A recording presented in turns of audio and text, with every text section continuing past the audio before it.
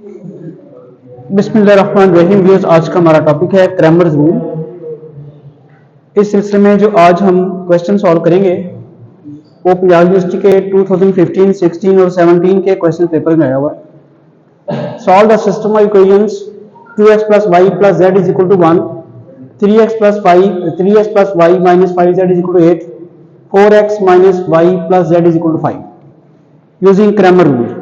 System of linear equations है, 3 equations हैं, इनको सॉल्व करना है। हमने एक्स वाई जेड की वैल्यूज निकालनी है और सॉल्व करना है क्रैमर रूल से। तो इसका क्रैमर रूल का जो मेथड है वो भी डिस्कस हो जाएगा। सबसे पहले आपने कोएफिशिएंट मैट्रिक्स का डिटर्मिनेंट लेना है। कोएफिशिएंट मैट्रिक्स का डिटर्मिनेंट जो है वो ये होगा 2, 3, 4 और ये x के जितने भी कोएफिशिएंट्स हैं लिख लिए। अब y के कोएफिशिएंट 1, 1, -1, फिर z के कोएफिशिएंट 1, -5 और 1। अगर तो ये डिटर्मिनेंट 0 आ गया फिर तो इस सिस्टम का सॉल्यूशन एग्जिस्ट नहीं करेगा। तो सबसे पहले तो डिटर्मिनेंट की वैल्यू लेते हैं, इसको बाद में आगे इस्तेमाल भी करना पड़ा करेगा हमें। क्या किया हमने, x वाला जो कॉलम था 2, 3, 1, इसी तरह y वाले कॉलम में y का कोएफिशिएंट्स हैं 1, 1, -1 और z वाले कॉलम में 1, -5 और 1। ये डिटर्मिनेंट आ गया।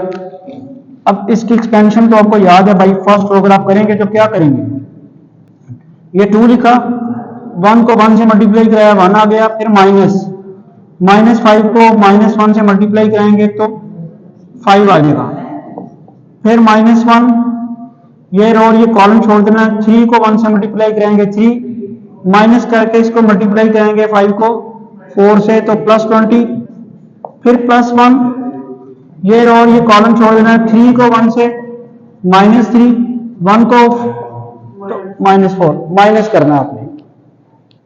ठीक है, डिटर्मिनेंट की एक्सपेंशन आपको आती है पहले से ही, डिस्क्रिप्शन में आप उसके लिंक जो है वो लेक्चर भी देख सकते हैं। तो बाय फर्स्ट रो हमने इसको एक्सपेंड कर दिया। पहले 2 लिखा, 3 को ये वाला 1 को 1 से मल्टीप्लाई करा के 1 और फिर ये, उसके बाद फिर -1 लिखा, फिर इसको मल्टीप्लाई कराना है और ये 20 प्लस का हो जाएगा। फिर 1 लिख के तो क्या फिर करना है आपने, ये और ये छोड़ देना है, 3 × -1 और -4। इसकी कैलकुलेशन कर लेते हैं। 2 × क्या देगा -4, -23, -7, तो ये सारे माइनस के ही आ रहा है। क्या आता है -8, -23, -7, -38 जो कि 0 के बराबर नहीं है। ठीक है, सारे माइनस आ गए। इसके बाद आपने A1 डिटर्मिनेंट लेना है। A1 डिटर्मिनेंट कैसे होगा, इसी डिटर्मिनेंट का फर्स्ट कॉलम छोड़ के राइट साइड वाली चीजें जो है वो लिख लेनी है। वो क्या है 1, 8, 5, बाकी सारा वैसे ही आएगा। सेकंड कॉलम वैसे ही आएगा 1, 1, -1, 1, -5 और 1। ठीक है जी। अब इसको भी आप बाई फर्स्ट रो एक्सपेंड करें। 1 लिखा, 1 × 1, फिर -5, -1, 8 +25 +1, -8 -5। समझ आ गई है।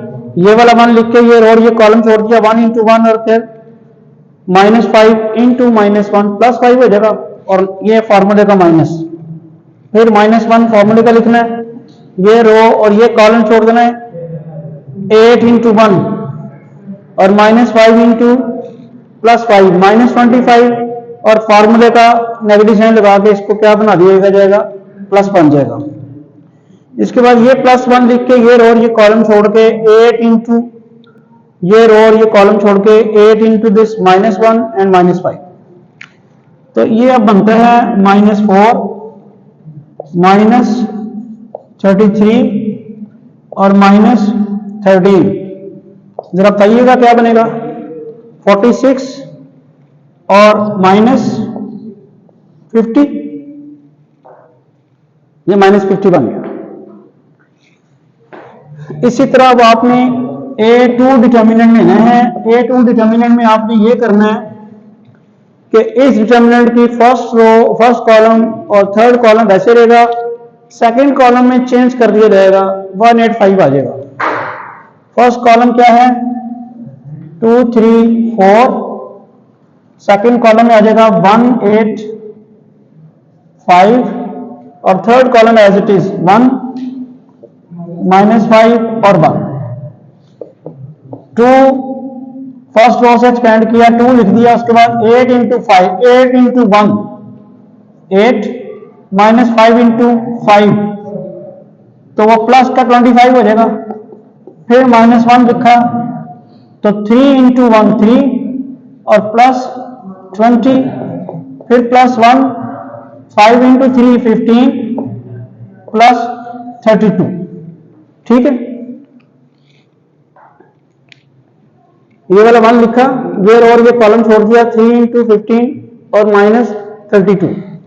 अब जरा देख लें इसकी सिंप्लीफिकेशन, 2 इंटू 33 हो जाएगा,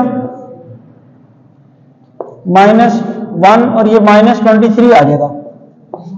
और फिर ये क्या बनता है 17 बल्कि -17। ठीक है, अब ये क्या बन जाएगा -17 और -23 40 -40 और ये क्या है 66 -40 क्या रह जाता है आपके पास 26। चेक कर लें, फिर भी आपने देख लेना है कोई मिस्टेक ना हो। ठीक है, कैलकुलेशन चेक करते हैं जी। अब आया A3 मॉड। A3 में क्या करना है हमने, आप बारी बारी देखें। A मॉड में तो इसके कोएफिशिएंट की जो मैट्रिक्स का डिटरमिनेंट था वो लिखा। A1 में हमने क्या किया, फर्स्ट कॉलम छोड़ के ये लिख दिया। A2 में सेकंड कॉलम छोड़ के हमने ये लिख दिया 185। A3 के लिए उसका जो मॉड लेंगे तो थर्ड कॉलम छोड़ देना, उसमें आपने 185 लिखना है। बाकी फर्स्ट 2 कॉलम वैसे ही रहेंगे, 2 3 4 1 1 -1 और जो थर्ड कॉलम है उसमें 185। अब आप इसे एक्सपेंड करते हैं भाई, फर्स्ट रो तो 2 लगाएंगे, 1 इंटू 5 5 प्लस 8 आएगा, 1 इंटू 5 5 आ जाएगा।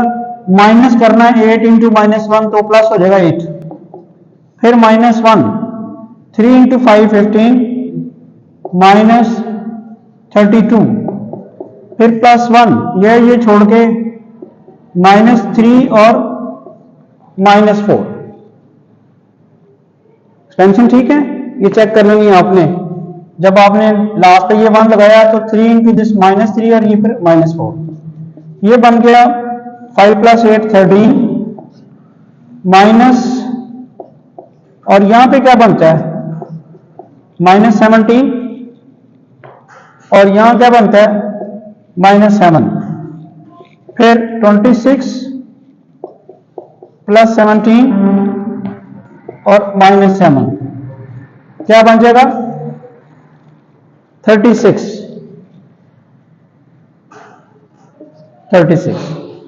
अब क्रैमर रूल के मुताबिक जो x की वैल्यू है वो आएगी A1 mod over A mod. A1 हमारे पास A1 मॉड क्या है, शाबाश -50 और A मॉड क्या था -38, तो ये 25/19 आ जाएगा।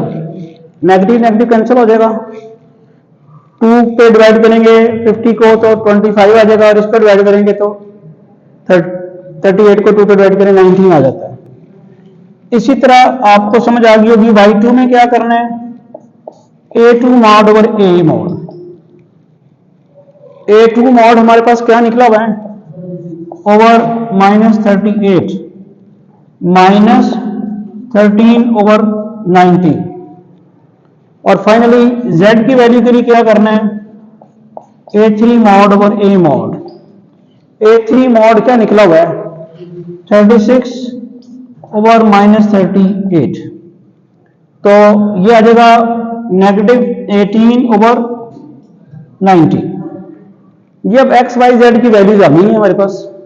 क्रैमर रूल के मुताबिक क्या था कि आपने डिटर्मिनेंट ले लेना है, उसके बाद A1 डिटर्मिनेंट जिसमें एक्स वाला कॉलम छोड़ के, फर्स्ट कॉलम छोड़ के वहां ये वाली एंट्रीज लिखनी है, तो A1 मॉड आ जाएगा।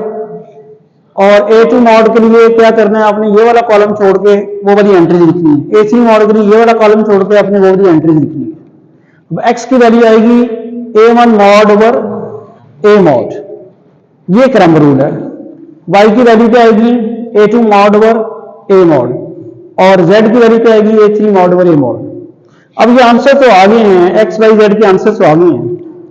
आप इस वक्त तो बुक से देख के चेक कर सकते हैं कि आंसर सही आया कि नहीं आया, लेकिन पेपर में तो जाहिर बात है आपको आंसर वेरीफाई करना होगा।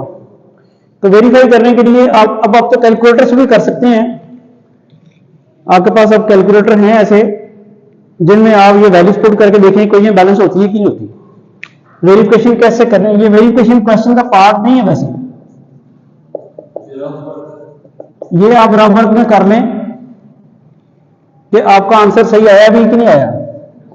2x plus y plus z, x की वैल्यू क्या आई है हमारे पास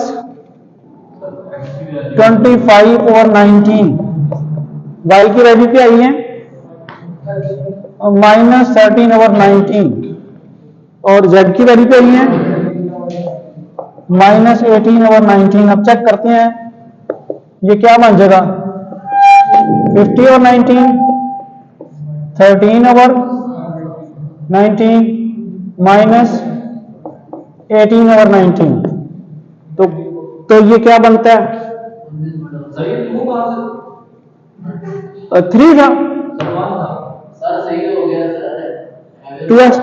2 था ना, ये कोई इसमें पुट किया ना मैंने 2x plus y plus z जी। मैंने नहीं लिखा, मैंने तो ये कंसिडर किया है कि अभी तो मैंने ये कंसिडर किया है कि क्या इसका आंसर आए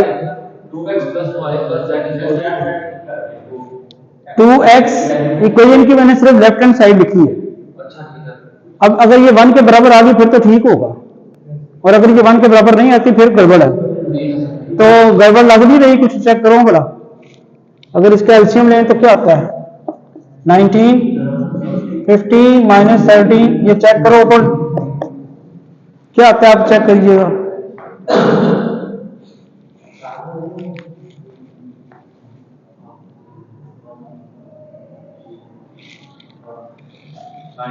नाइनटीन आ गया ना, तो 19 ओवर 19 कट के 1 आ गया।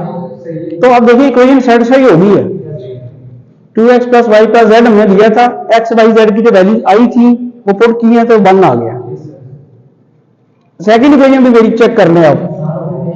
सेकंड इक्वेशन क्या है 3x plus y minus 5z, x की वैल्यू डालें 25 और 19, y की वैल्यू -13 ओवर 19, z की वैल्यू -18 ओवर 19, ये आ जाएगा 75 ओवर 19, 13 ओवर 19 जी 90 ओवर 19, 90 आता है कि कुछ और आता है 18 5 सही है। ये आपके पास 19 एलसीएम आ गया, 75 माइनस 13 माइनस 90, तो जरा चेक कीजिएगा क्या जवाब आता है। 26 पॉजिटिव का या नेगेटिव का, ये प्लस नहीं होना, ये प्लस होना है, ये प्लस हो जाएगा ना, माइनस माइनस प्लस। नहीं आप नहीं दोबारा चेक करें, ज्यादा आएगा कुछ जी 152। अब इसको 19 पे डिवाइड करें जरा क्या आता है 8, तो इसका मतलब दूसरी इक्वेशन भी सेटिस्फाई हो गई है, तीसरी भी हो जाएगी फिर।